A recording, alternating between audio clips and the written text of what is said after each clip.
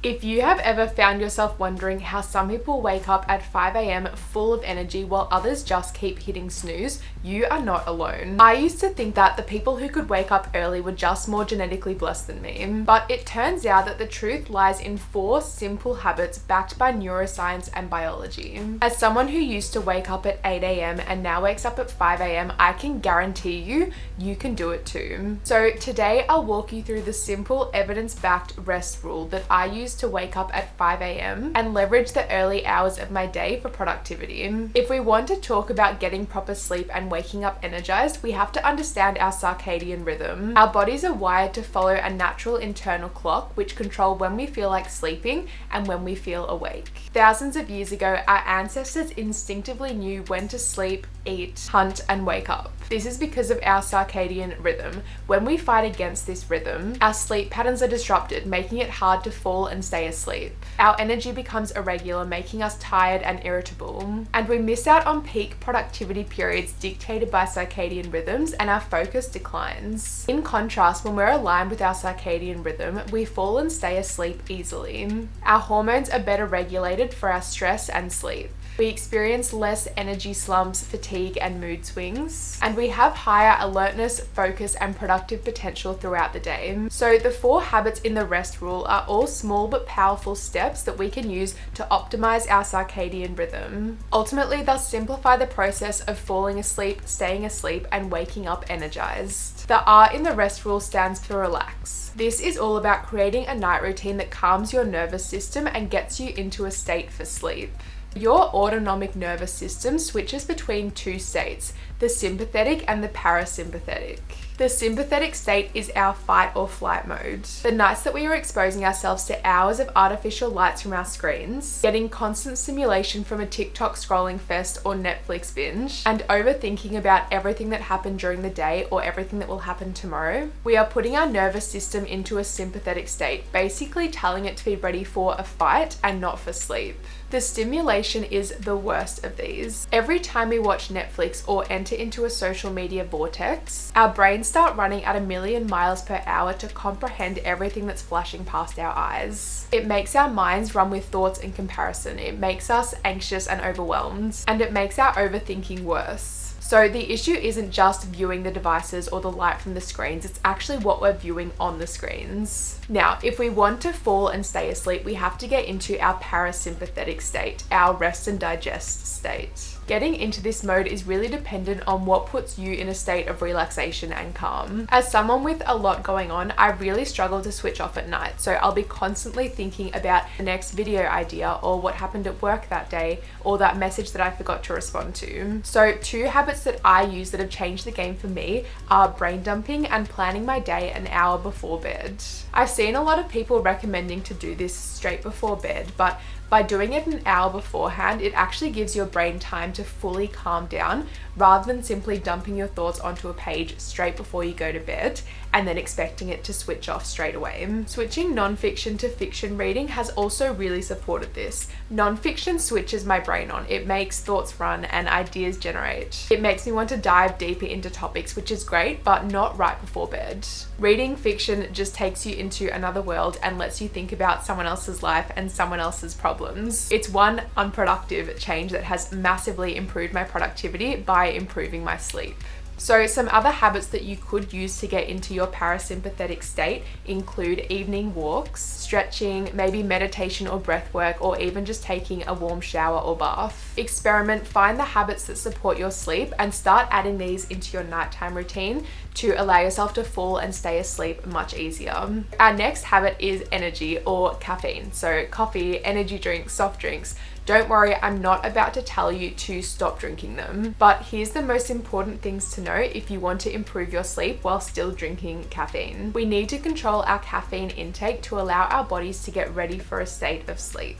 Caffeine makes us energized by blocking our adenosine, our sleepy hormone receptors. Our adenosine levels build up during the day until they reach our peak, which triggers us to get sleepy. When we sleep, our body naturally clears out the adenosine overnight. So when we have caffeine too early in the day, we don't give our bodies enough time to finish clearing out this adenosine, especially if we haven't gotten enough sleep that night.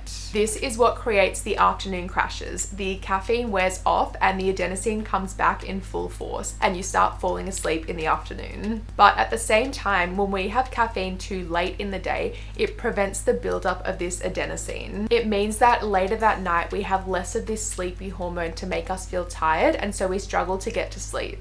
So controlling our caffeine intake is really important to prevent afternoon crashes and allow us to get off to sleep at night. The easiest way that I find to do this is to work out what I call your caffeine window. To work out the start time of your window, count forwards 90 minutes from when you wake up. This is the earliest that you should be having caffeine each day. To work out the end of your window, count back 10 hours from when you go to sleep or want to go to sleep. So I go to sleep by 9:30 most nights, which makes the end of my window 11:30 a.m. If I wake up at 5 in the morning, then it makes the start of my window 6:30. So most days I'll keep my caffeine between 6:30 and 11:30 and not use it outside of those times. Now we use this 90 minutes in the morning to give your body the time to clear out the remaining adenosine that we spoke about. And as for the cutoff time, caffeine has a half-life of 5 to 6 hours, and so a quarter life of 10 to 12 hours. This basically means that 5 to 6 hours after you stop having caffeine,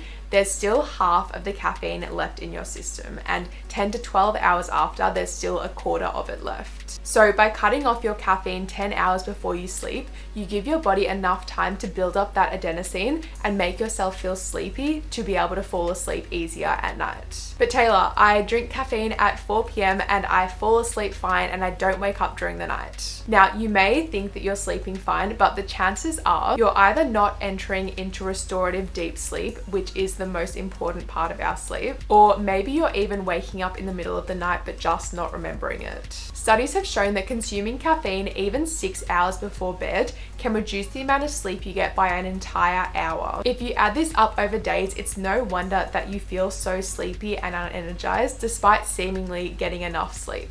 The S in the REST rule stands for sunlight, and this is about exposing yourself to as much sun as possible, especially first thing in the morning and in the evening. Now, the sun, as weird as it sounds, is your best friend for high quality sleep because our circadian rhythms are primarily controlled by light. So morning sunlight shifts our circadian rhythm earlier, which basically prompts us to get up earlier the next day. It does this by suppressing melatonin, which is a sleep promoting hormone. And so it basically tells our body that it's time to be awake and alert. This sunlight also triggers an entire cascade of hormone activity for the day. When we first wake up in the morning, our cortisol levels, our stress hormone, starts to rise. And when we see sunlight, this further increases, making sure that our biggest cortisol spike comes first thing in the morning. As a type 1 diabetic, I can tell you that this is 100% true.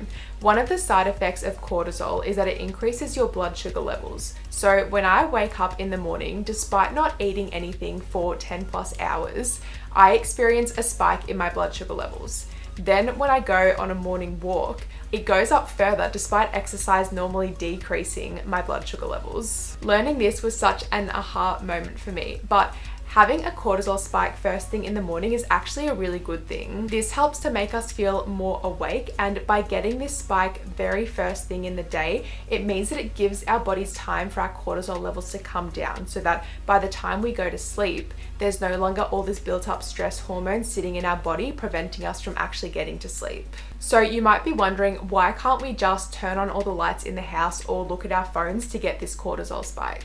The intensity from this artificial light just isn't enough. When you go outside and look at the sun, even if it's cloudy, you are getting 50 to 100 times the amount of light exposure in comparison to turning indoor lights on or looking at your phone in bed or even looking at light through a window. And because our eyes are naturally much less sensitive to light in the morning, we really need this extra light exposure. My favorite thing to do is to pair this with a walk, and I call this my morning energy walk, just to get my body moving. When we walk and we see ourselves moving past objects, we go into something called optic flow. This basically reduces the amount of activity in our nervous system and helps to calm emotions like anxiety, fear, and overthinking. So it's the perfect time for silence and reflection, or I'll sometimes even put in a meditation and listen to that whilst I walk. The other part to this morning walk is that exercise releases endorphins, which tell your brain to be alert. This makes it one of the best ways to boost your focus, mood, energy, and creativity, not just in the morning, but throughout the whole day. This is honestly one of the most important habits that you can do for yourself to both improve your sleep and increase your energy in the mornings. Now, morning sunlight has finally been receiving the hype that it deserves on social media. But there is something else that the sun can do for us that is so incredible but has been swept completely under the rug. And this comes from seeing sun in the evening. We all know that staying off our screens is ideal, but what about those nights where you have a project that you really need to get done? Or you have a Netflix session with your friends and family, or you go out and go to a concert and go live your life? It turns out that there is one simple thing that you can do to reduce the impact of these lights at night on your sleep. When you watch the sunset or look at the sun in the evening, you reduce the negative effects that light has on your sleep later that night. How? Well, I mentioned earlier that light helps to suppress melatonin, a hormone that helps us to fall asleep. But interestingly, when we see sunlight in the evening, it actually increases our levels of melatonin and it reduces their sensitivity to artificial light. This basically means that our bodies start off the evening with more melatonin, and the light that we see will have less of an effect on reducing the melatonin in our bodies. So overall, you'll have more melatonin in your system even when you see artificial lights, and so be able to fall asleep easier. So if the sunlight and if artificial light wakes us up, why does evening sunlight not do the same thing? It's basically because of the different wavelengths of light emitted. It's why our ancestors took the sun coming down as a signal that it was time to get ready for bed. In a world where it is so difficult to control artificial lights and screens, this can make the world of difference for your sleep. The T stands for timing. Now, I get it, it's Friday, you've had a massive week, you haven't slept for the 7+ hours that you know you need, and you're just holding out for the weekend where you can finally catch up on the sleep debt that's been building up over the week.